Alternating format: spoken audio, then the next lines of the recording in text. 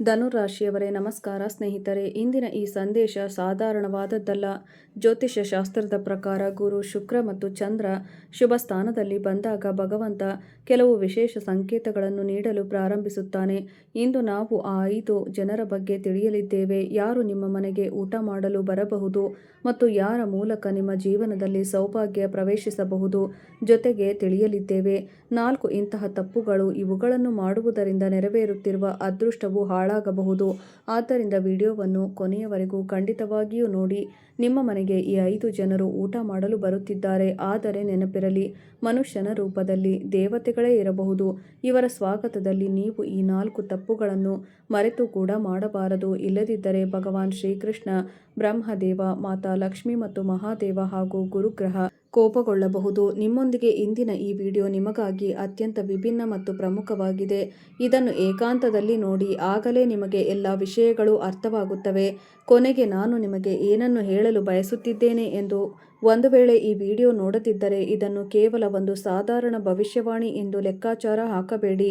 ಏಕೆಂದರೆ ಜ್ಯೋತಿಷ್ಯ ಶಾಸ್ತ್ರದ ಪ್ರಕಾರ ಗುರು, ಚಂದ್ರ ಮತ್ತು ಶುಕ್ರ ಗ್ರಹಕ್ಕೆ ಬಂದಾಗ ಹಾಗೂ ಶನಿ ಧೈರ್ಯದ ಫಲ ನೀಡಲು ತೊಡಗಿದಾಗ ವ್ಯಕ್ತಿಯ ಜೀವನದಲ್ಲಿ ಸಂಕೇತಗಳು ಸಿಗಲು ಪ್ರಾರಂಭಿಸುತ್ತವೆ. ಇವು ಸಾಧಾರಣವಾಗಿರದೆ ಅತ್ಯಂತ ಲಾಭದಾಯಕ ಮತ್ತು ಮೌಲ್ಯಯುತವಾಗಿದೆ.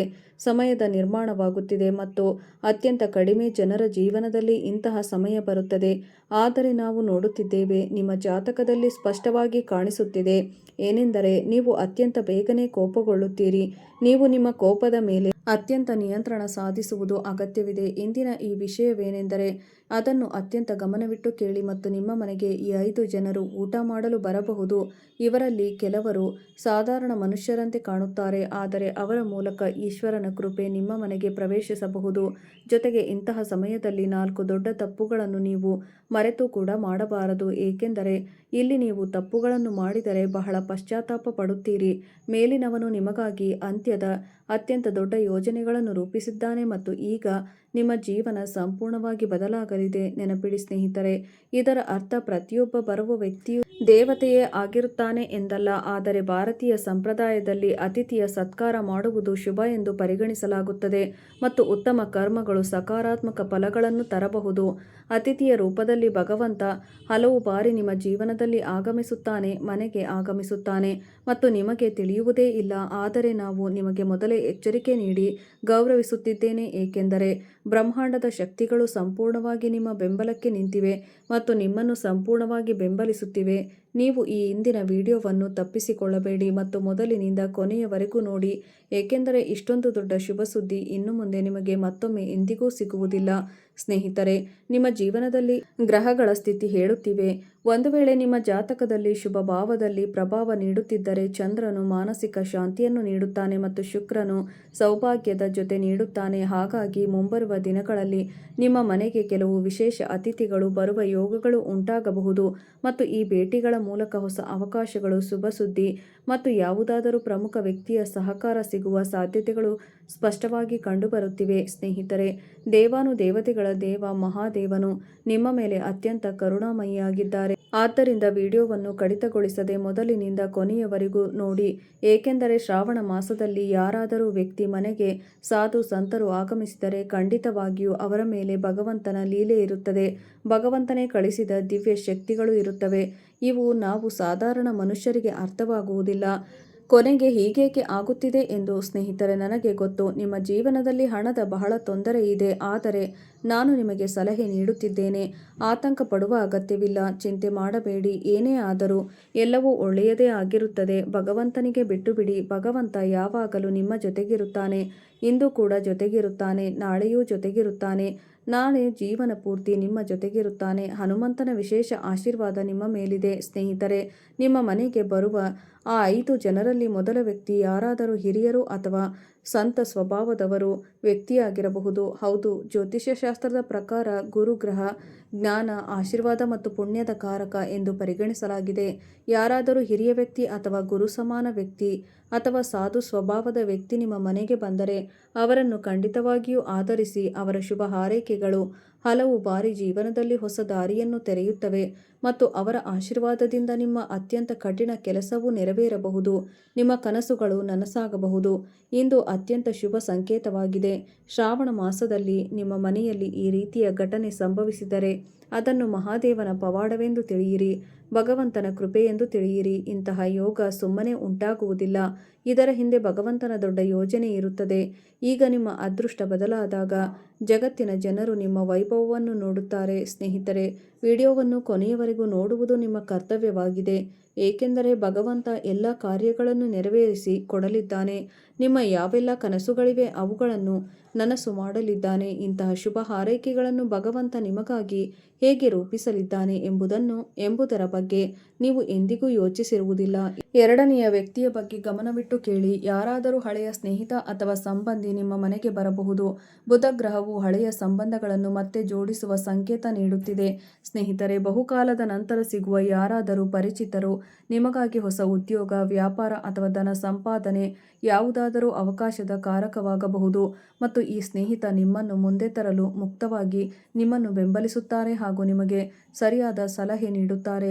ಈ ಪ್ರಪಂಚದಲ್ಲಿ ಬೇರೆ ವ್ಯಕ್ತಿಗಾಗಿ ಒಳಿತನ್ನು ಬಯಸುವ ಇಂತಹ ಜನರು ಬಹಳ ಕಡಿಮೆ ಇರುತ್ತಾರೆ, ಏಕೆಂದರೆ ಇಲ್ಲಿ ಪ್ರತಿಯೊಬ್ಬ ಸ್ವಾರ್ಥಿಗಳಾಗಿದ್ದಾರೆ. ಯಾರು ಎಂದಿಗೂ ಯಾರನ್ನು ಬೆಂಬಲಿಸುವುದಿಲ್ಲ, ಯಾರು ಯಾರ ಜೊತೆಯೂ ನಿಲ್ಲುವುದಿಲ್ಲ. ಆದರೆ ಭಗವಂತನ ಆಶೀರ್ವಾದ ನಿಮ್ಮ ಮೇಲಿದ್ದಾಗ ನಿಮ್ಮ ಸ್ನೇಹಿತನು ನಿಮ್ಮನ್ನು ಬೆಂಬಲಿಸಬಹುದು, ಏಕೆಂದರೆ ಮನಸ್ಸು ಸಂಪೂರ್ಣವಾಗಿ ಬದಲಾಗಿ ಹೋಗುತ್ತದೆ, ಆಲೋಚಿಸುವ ವಿಧಾನವೂ ಬದಲಾಗುತ್ತದೆ. ಸ್ನೇಹಿತರೆ, ಮುಂಬರುವ ಸಮಯವು ನಿಮ್ಮ ಜೀವನಕ್ಕೆ ಅತ್ಯಂತ ವಿಶೇಷ ಮತ್ತು ಲಾಭದಾಯಕವಾಗಬಹುದು. ಇದನ್ನು ತಪ್ಪಿಸಬೇಡಿ ಮತ್ತು ಕೊನೆಯವರೆಗೂ ನೋಡಿ. ಇಂದು ನಾವು ನಿಮಗೆ ಮೂರನೆಯ ಅತ್ಯಂತ ಆಳವಾದ ರಹಸ್ಯದ ಬಗ್ಗೆ ತಿಳಿಸಲಿದ್ದೇವೆ. ಅದನ್ನು ತಿಳಿದುಕೊಳ್ಳುವುದು ಅತ್ಯಂತ ಅಗತ್ಯವಾಗಿದೆ. ವ್ಯಕ್ತಿಯು ಯಾರಾದರೂ ಅಗತ್ಯವಿರುವ ವ್ಯಕ್ತಿಯಾಗಿರಬಹುದು. ಅವರು ನಿಮ್ಮ ಪರೀಕ್ಷೆ ತೆಗೆದುಕೊಳ್ಳಲು ಬರಬಹುದು. ಶನಿ ಗ್ರಹವು ಕರ್ಮ ಮತ್ತು ಸೇವೆಯ ಸಂಕೇತವಾಗಿದೆ. ಯಾವುದಾದರೂ ಅಗತ್ಯವಿರುವ ವ್ಯಕ್ತಿಗೆ ಅಥವಾ ಬಡ ವ್ಯಕ್ತಿಗೆ ಗೌರವಪೂರ್ವಕವಾಗಿ ಊಟ ಅಥವಾ ಸಹಾಯವನ್ನು ನೀವು ಮಾಡಿದರೆ ಮತ್ತು ಅವರ ಮನಸ್ಸಿನಿಂದ ನಿಮಗೆ ಆಶೀರ್ವಾದ ಹೊರಹೊಮ್ಮಿದರೆ ಅದನ್ನು ಪುಣ್ಯದ ಕೆಲಸ ಎಂದು ಪರಿಗಣಿಸಲಾಗುತ್ತದೆ. ಇದರಿಂದ ಮನಸ್ಸಿಗೆ ಸಂತೋಷ ಸಿಗುತ್ತದೆ ಮತ್ತು ಉತ್ತಮ ಕರ್ಮಗಳು ಭವಿಷ್ಯದಲ್ಲಿ ಸಕಾರಾತ್ಮಕ ಫಲಿತಾಂಶಗಳನ್ನು ನೀಡಬಲ್ಲವು.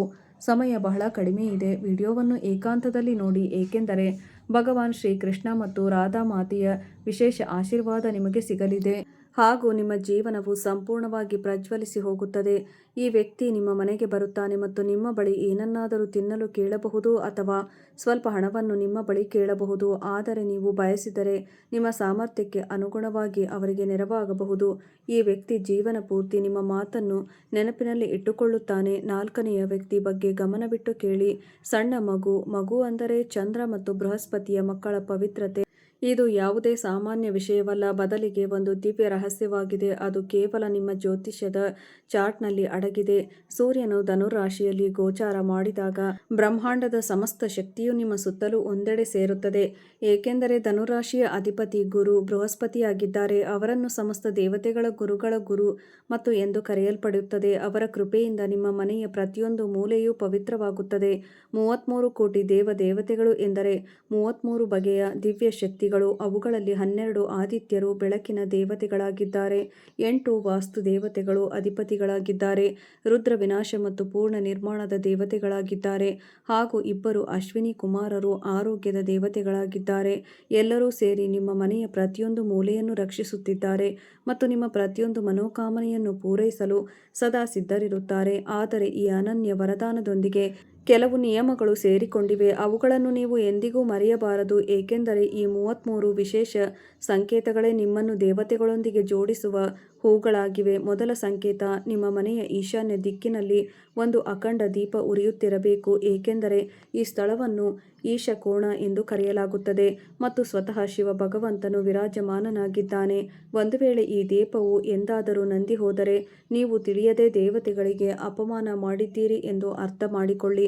ಆದ್ದರಿಂದ ಪ್ರತಿದಿನ ಬೆಳಿಗ್ಗೆ ಮತ್ತು ಸಂಜೆ ತುಪ್ಪದ ದೀಪವನ್ನು ಅಥವಾ ಎಣ್ಣೆಯ ದೀಪವನ್ನು ಹಚ್ಚಿ ಮತ್ತು ಅದನ್ನು ನಂದಲು ಬಿಡಬೇಡಿ. ಎರಡನೆಯ ಸಂಕೇತ, ನಿಮ್ಮ ಮುಖ್ಯ ದ್ವಾರದಲ್ಲಿ ತುಳಸಿ ಗಿಡವಿರಬೇಕು, ಏಕೆಂದರೆ ತುಳಸಿಯಲ್ಲಿ ಸಮಸ್ತ 33 ಕೋಟಿ ದೇವತೆಗಳ ವಾಸವಿರುತ್ತದೆ ಮತ್ತು ಅದು ನಿಮ್ಮ ಮನೆಯ ಸಕಾರಾತ್ಮಕ ಶಕ್ತಿಯನ್ನು ಹರಿಸುತ್ತದೆ. ತುಳಸಿಗೆ ಪ್ರತಿದಿನ ನೀರು ಹಾಕಿ ಮತ್ತು ಅದಕ್ಕೆ ಪ್ರತಿನಿತ್ಯ ಪೂಜೆ ಪ್ರದಕ್ಷಿಣೆ ಮಾಡಿ, ಇದರಿಂದ ಎಲ್ಲ ದೇವತೆಗಳು ಪ್ರಸನ್ನರಾಗುತ್ತಾರೆ. ಮೂರನೆಯ ಸಂಕೇತ, ನಿಮ್ಮ ಅಡುಗೆ ಮನೆಯಲ್ಲಿ ಅನ್ನದ ಕಣಜವು ಎಂದಿಗೂ ಖಾಲಿಯಾಗಲು ಬಿಡಬೇಡಿ, ಏಕೆಂದರೆ ಅನ್ನಪೂರ್ಣೇಶ್ವರಿ ದೇವಿ ಸ್ವತಃ ನಿಮ್ಮ ಅಡುಗೆ ಮನೆಯಲ್ಲಿ ವಾಸವಾಗಿರುತ್ತಾಳೆ ಮತ್ತು ಅನ್ನಕ್ಕೆ ಅಪಮಾನವಾದರೆ, ಅದನ್ನು ವ್ಯರ್ಥವಾದರೆ ಆಕೆ ತೀವ್ರ ಕೋಪಗೊಳ್ಳುತ್ತಾಳೆ.